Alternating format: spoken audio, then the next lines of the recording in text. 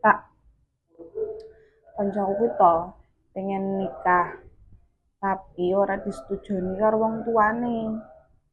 Gampang no ngono kuwi no. Kuwi ndek solusine? Kenal no aku. Loh, kok dikenalnya piye maksudnya? Lah, ya tak comblangi no. Kowe eling ra? Romeo and Juliet. Heeh. Lah kuwi sing nyomblangi aku. Romeo kan anak wong ra duwe. Lah Juliet ki anak wong sugih blegedu.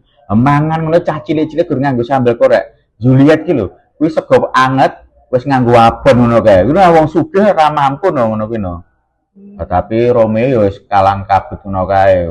Angger mara rono apel senani wong tuane Juliet. Mara rono senani wong tuane Juliet. Bingung toh, curhat mbak aku. Terus tak kayak ngene, kowe rasa bingung le, rasa bingung Romeo. Tak kayak lagu. Ayo Juliet karo wong tuane dadi seneng gara-gara lagu kuwi. Lagu, Pak. Heeh. Lagu apa ngono? Lagune jane wis populer. Tak kayak lagu kuwi lho. Mentok, mentok, tak kandani. Kuwi seneng akhirnya wong tuane. Masa to? Lah iya lah wong tuane Juliet dina mlakune medal-medal no kenok sing wedok to. Lah sing lanang asli yo mbiyen ora seneng. Kadang mergo sugih wae sing lanang dadi seneng.